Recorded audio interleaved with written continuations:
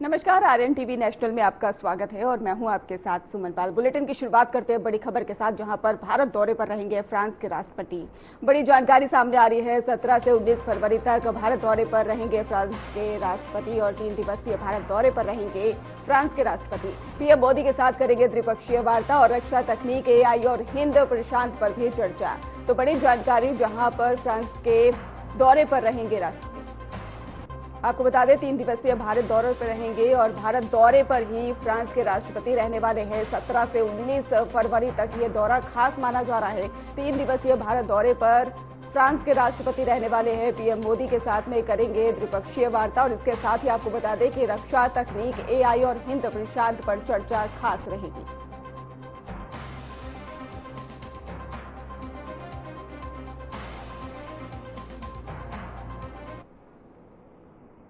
लोकसभा अध्यक्ष ओम बिरला ने महाशिवरात्रि की पूर्व संध्या पर जनता को शुभकामनाएं दी हैं। अपने संदेश में बिरला ने कहा कि महाशिवरात्रि के शुभ अवसर पर, जो हमारी सभ्यता और संस्कृति का एक पवित्र त्योहार है, मैं सभी को हार्दिक शुभकामनाएं और बधाई देता हूं। ये त्योहार आस्था, भक्ति, आध्यात्मिक साधना और आत्मचिंतन का प्रतीक है। महाशिवरात्रि हमें भगवान शिव की असीम करुणा, त्याग और संयम, दृढ़ संकल्प की याद दिलाती है। भगवान शिव अन्याय पर ही न्याय की, अधर्म पर धर्म की और सेवा, सादगी और सद्भाव के आदर्शों का प्रतिनिधित्व करते हैं और वे हमें विपत्ति में भी धैर्य रखना और विष को अमृत में बदलने का साहस रखना और सत्य के मार्ग पर अड़िग रहना सिखाते हैं।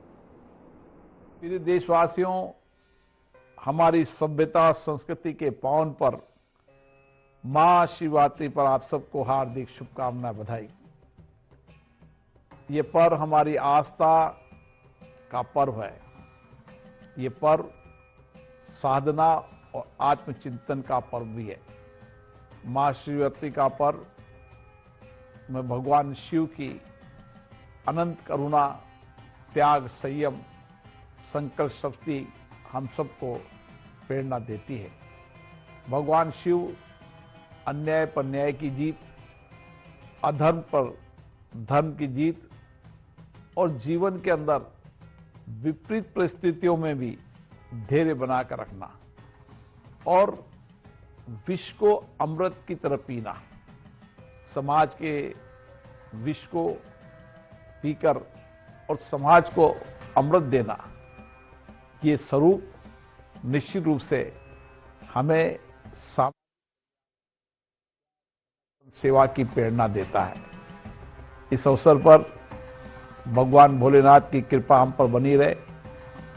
बड़ी श्रद्धा से भारत के अंदर और दुनिया के अंदर भी भगवान शिव की आराध्य पूजा अर्चना की जाती है और उनका जीवन हम सबको प्रेरणा देता है।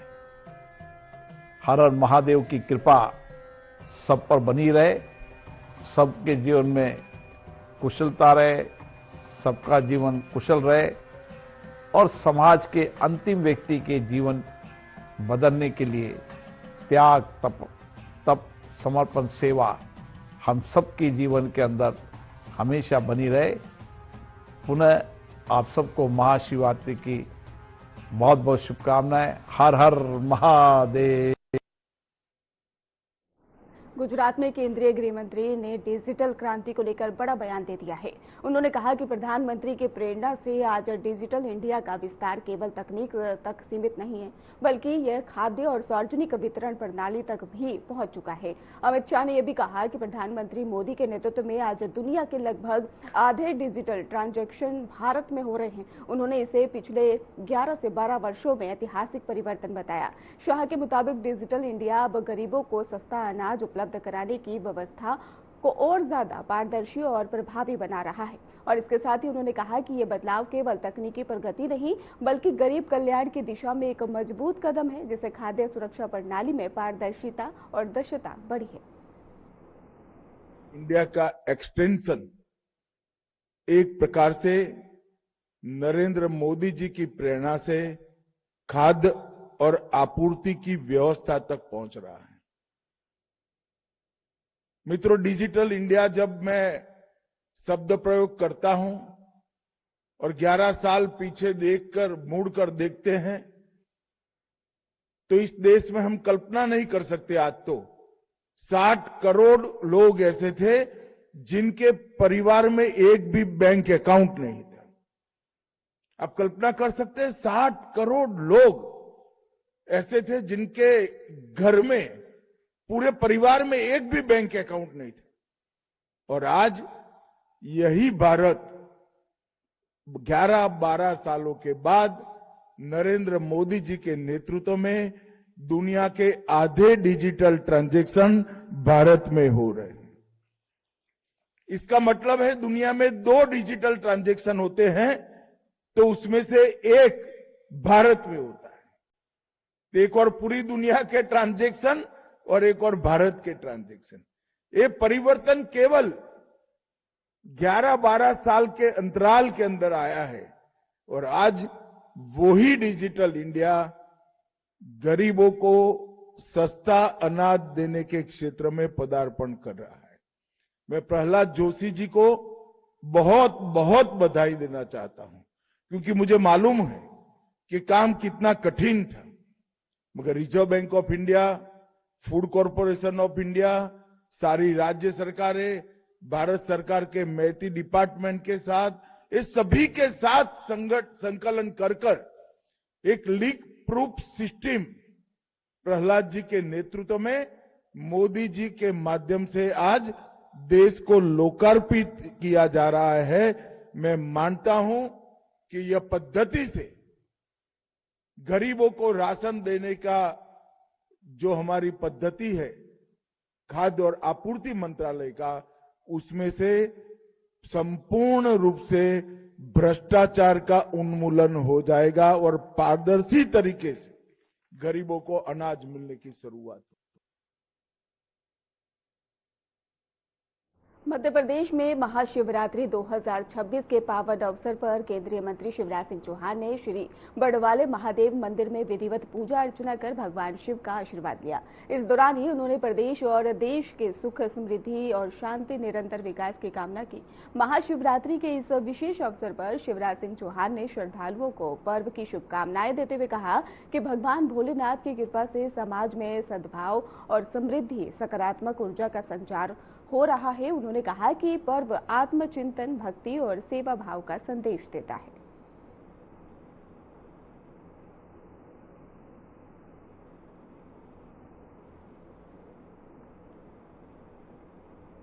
राष्ट्रीय स्वयंसेवक संघ के प्रमुख मोहन भागवत ने संघ की शताब्दी वर्षगांठ के उपलक्ष्य में आयोजित विशेष कार्यक्रमों में सक्रिय रूप से भाग लिया है और इस अवसर पर ही उन्होंने संगठन के ऐतिहासिक योगदान और देश में सामाजिक एकता, राष्ट्रभक्ति और सेवा भाव को बढ़ाने के लिए महत्व पर प्रकाश भी डाला।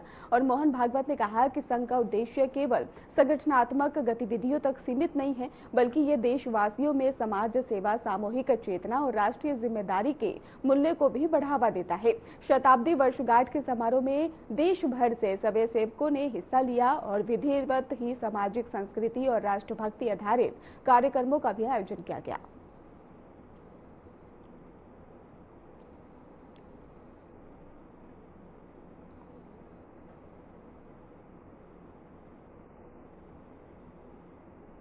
दिल्ली की मुख्यमंत्री रेखा गुप्ता ने महाशिवरात्रि के पावन अवसर पर राजस्थान के उदयपुर के अम्बेदी मौजूद प्राचीन श्री अम्बरख महादेव मंदिर में महादेव की पूजा अर्चना की। उनके साथ उनके मंत्रिमंडल के सदस्य भी मौजूद रहे। इसके बाद ही मुख्यमंत्री रेखा गुप्ता ने नाथद्वारा धाम में श्रीनाथ जी के दर्शन किए और ये वही पावन भूमि है जहां पर भगवान श्री कृष्ण के गोवर्धनधारी स्वरूप ने धर्म, करुणा और संरक्षण का सनातन संदेश दिया। शताब्दियों से ये धाम भक्ति संपन्न की अखंड ज्योति का केंद्र रहा है।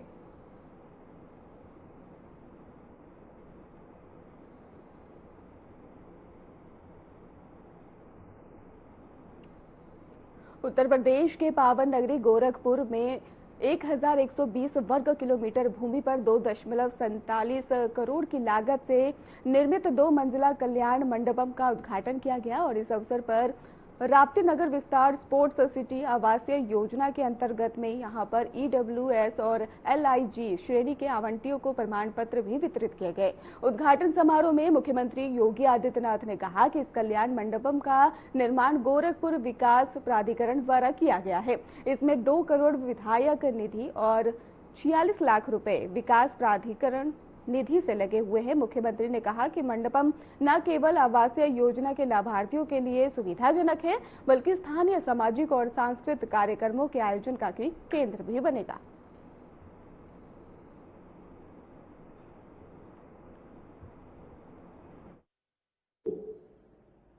इस अत्याधुनिक सुविधाओं से युक्त कल्याण मंडपम के लिए हृदय से मैं उनको बधाई देता हूं।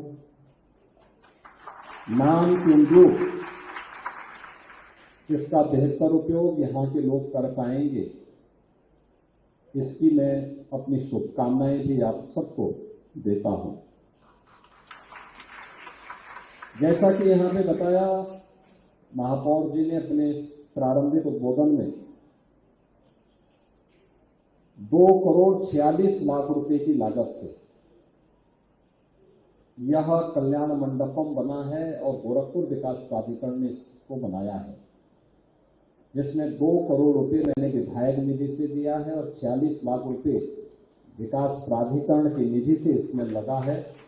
और यह भव्य भवन यहां पे शादी ब्याह मांगलिक कार्यक्रम और किसी भी प्रकार के सार्वजनिक कार्यक्रम के लिए बिछिया वासियों के लिए अब यहां पे प्राप्त हो गया है।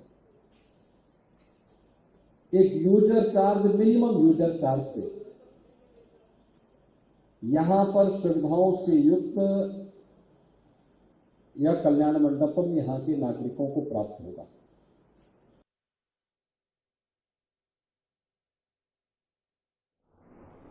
पश्चिम यूपी में मुस्लिमों के कद्दावर नेता नसीमुद्दीन सिद्दीकी ने सपा का दामन थाम लिया है। रविवार को अखिलेश यादव ने उन्हें साथ लेकर लखनऊ के सपा कार्यालय पहुंचे और वहां पर पार्टी की सदस्यता दिलाई। नसीमुद्दीन के साथ में ही 1,05,758 लोगों ने भी सपा ज्वाइन किया है। तो लखनऊ से आपको खबर बता रहे हैं, जहां पर नसीमुद्दीन ने सपा ज्वाइन किया और अखिलेश यादव ने यह सदस्यता दिलाई।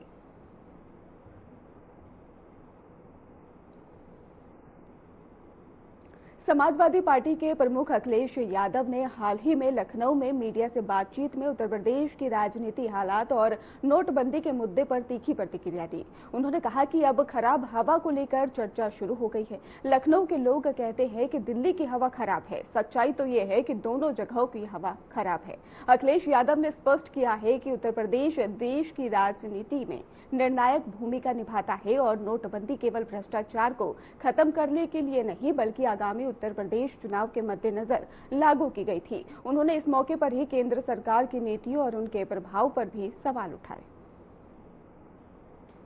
मानते हैं कि सीएम का मतलब कहीं करप्ट माउथ तो नहीं है, और अब तो हवा खराब होने की बात चलने लगी है। लखनऊ वाले कह रहे हैं दिल्ली की हवा खराब है। सच्चाई तो यह है कि दोनों ही हवा खराब है और दोनों की हवा खराब है, क्योंकि उत्तर प्रदेश वो प्रदेश है जो देश की राजनीति दिशा तय करता है। नोटबंदी इसलिए नहीं आई थी कि करप्शन हटाना था। नोटबंदी का फैसला इसलिए नहीं था कि भ्रष्टाचार मिट जाएगा उससे। उत्तर प्रदेश का चुनाव था, इसलिए नोटबंदी आई थी। 3 काले कानून जो जाने गई किसानों की, उनके प्रति कोई सहानुभूति सरकार की नहीं रही। और आपको याद होगा 2022 में जिस समय दिन रात समाजवादियों का रथ चला था, अगले दिन तीनों काले कानून वापस ले लिए गए थे।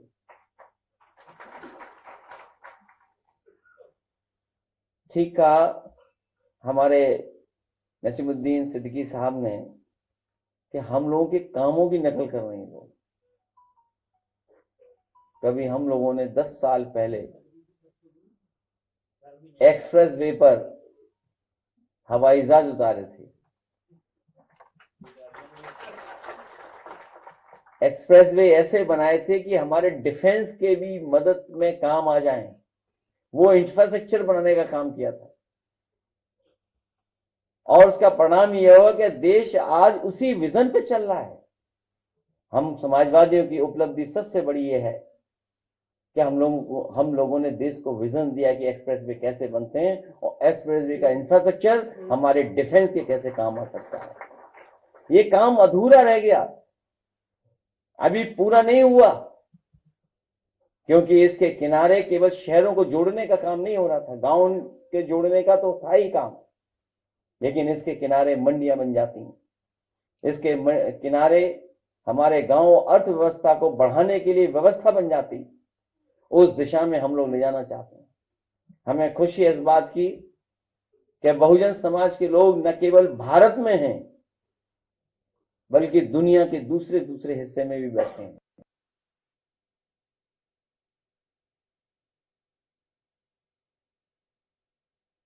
मुख्यमंत्री पुष्कर सिंह धामी ने सिविल कोर्ट परिसर में नवनिर्मित अधिवक्ता चैंबर के उद्घाटन कार्यक्रम को संबोधित करते हुए देश की न्याय व्यवस्था में हो रहे व्यापक सुधारों पर प्रकाश डाला। उन्होंने कहा कि प्रधानमंत्री मोदी के नेतृत्व में भारत की न्याय प्रणाली को आधुनिक, पारदर्शी और मानव केंद्रित बनाने की दिशा में ऐतिहासिक कदम उठाए गए हैं। मुख्यमंत्री धामी ने कहा कि गुलामी और मानसिकता से जुड़े हुए अंग्रेजों के समय से लागू कई गैर कानूनी कानूनों को भी यहाँ पे समाप्त कर वर्तमान समय की आवश्यकताओं के अनुरूप नई विधिक संरचना लागू की गई है। इसी क्रम में भारतीय न्याय संहिता 2023, भारतीय नागरिक सुरक्षा संहिता 2023 और भारतीय साक्ष्य अधिनियम 2023 को लागू करना एक ऐतिहासिक निर्णय। आज आदरणीय प्रधानमंत्री श्री नरेंद्र मोदी जी के नेतृत्व में जो हमारे देश की न्याय व्यवस्था है उसको आधुनिक, पारदर्शी और नागरिक केंद्रित बनाने के लिए अनेक ऐतिहासिक कदम उठाए जा रहे हैं। आज जहां आदरणीय प्रधानमंत्री श्री नरेंद्र मोदी जी द्वारा गुलामी की मानसिकता वाले विभिन्न जो गैर जरूरी और अंग्रेजों के जमाने से चले आ रहे कानूनों को हटाकर वर्तमान परिस्थितियों के अनुरूप भारतीय न्याय संहिता 2023, भारतीय नागरिक सुरक्षा संहिता 2023 और भारतीय साक्ष्य अधिनियम 2023 को लागू करने का ऐतिहासिक काम किया है। इसके कारण से लंबे समय से जो लंबित मामले हैं उनको हल करने में बहुत आसानी हो रही है और न्याय व्यवस्था प्रभावी हो रही है। वहीं e courts project, national judicial data grid, fast track special courts, महिला एवं बाल अपराधों के लिए त्वरित न्यायतंत्र, मेडिसिन बिल, टेलीकॉन्फ्रेंसिंग के माध्यम से सुनवाई और डिजिटल केस मैनेजमेंट सिस्टम जैसी पहलों के द्वारा न्याय व्यवस्था को और अधिक तेज और सुगम बनाने की दिशा में क्रांतिकारी परिवर्तन किए गए हैं। आज न्यायालय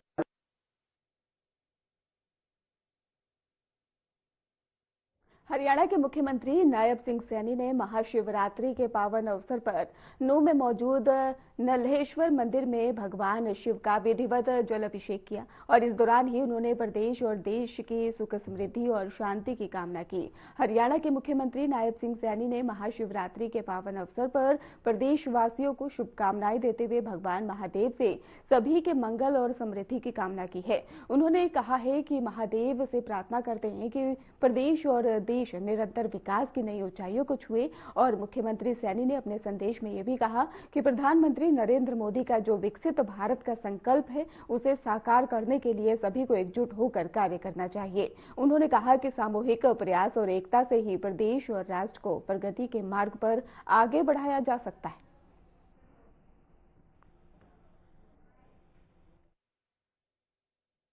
जी के चरणों में मैं प्रार्थना करता हूं कि सभी मंगलमय हो और आगे बढ़े, दुखों से दूर हों, ऐसा मैं महादेव जी के चरणों में प्रार्थना करता हूं और सब विकास की नई ऊंचाइयों को छुएं। देश के यशस्वी प्रधानमंत्री आदरणीय मोदी जी का जो संकल्प है उस संकल्प को साकार करने में सभी प्रदेशवासी एकजुटता से उसमें लगे महाशिवरात्रि की पुनः सभी को बहुत बहुत बधाई देता हूं। और मेरे लिए परम सौभाग्य की बात है कि आज महाशिवरात्रि के अवसर पर नूंह के इस ऐतिहासिक शिव मंदिर में नल्हड़ में आज मुझे आने का और शीश नवाने का मुझे अवसर मिला है। मैं परम सौभाग्यशाली हूं और मैं महादेव जी के चरणों में सबके सुखमय जीवन की मैं कामना करता हूं और सभी को महाशिवरात्रि की बहुत बहुत बधाई और शुभकामनाएं देता हूं। केंद्रीय मंत्री चिराग पासवान ने महाशिवरात्रि के पावन अवसर पर योगेश्वर नाथ धाम में विधिवत पूजा अर्चना की है और इसके साथ ही सुख समृद्धि की भी कामना की है। आपको बताते चले कि इस दौरान उन्होंने देश और प्रदेश की सुख समृद्धि, शांति और प्रगति की लगातार कामना करते नजर आए। चिराग पासवान ने महाशिवरात्रि के अवसर पर श्रद्धालुओं को शुभकामनाएं देते हुए कहा कि भगवान शिव की कृपा से देश निरंतर विकास के पथ पर अग्रसर है और उन्होंने युवाओं के उज्जवल भविष्य और समाज में सद्भाव की कामना भी की है। उन्होंने कहा कि महाशिवरात्रि केवल आस्था का पर्व नहीं बल्कि आत्मचिंतन और सकारात्मक ऊर्जा का संदेश देने वाला अवसर है।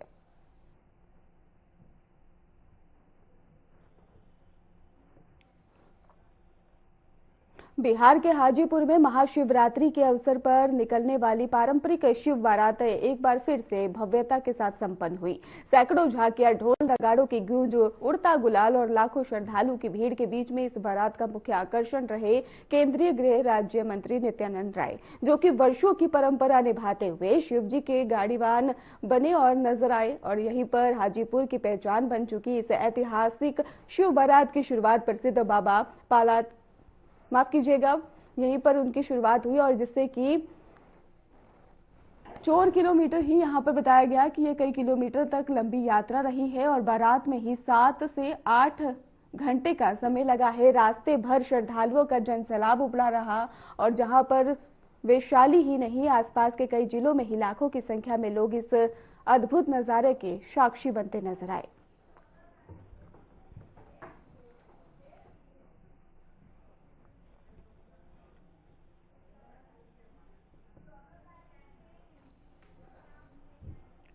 देश भर में महाशिवरात्रि 2026 के अवसर पर श्रद्धालुओं ने सुबह से ही पूजा अर्चना के लिए मंदिरों का रुख किया और मंदिर में हर हर महादेव की जय जयकार गूंजती हुई नजर आई है। भक्तों का उत्साह देखते ही बन रहा था और दिल्ली के आघा कात्यायनी शक्तिपीठ मंदिर में भी सुबह से ही पूजा की गई। और यहां पर महाराष्ट्र की बात की जाए तो मुंबई के बाबुलनाथ मंदिर में भक्तों ने ही पूजा अर्चना की है। पश्चिम बंगाल की बात कर ले तो कोलकाता के श्री आदि भूतनाथ मंदिर में ही बड़ी संख्या में श्रद्धालु पूजा के लिए पहुंचे।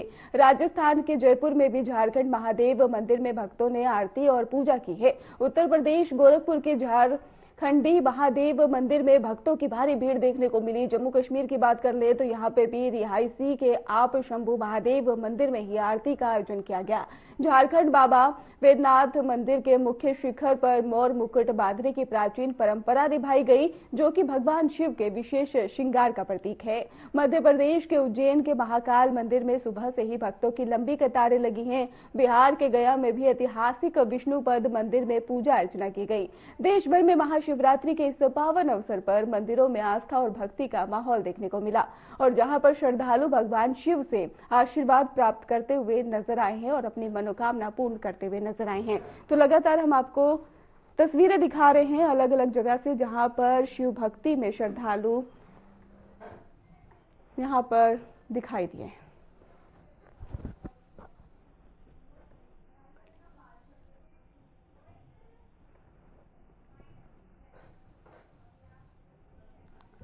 फिलहाल खास बुलेटिन में बस इतना ही। आप देखते रहिए RNTV नेशनल।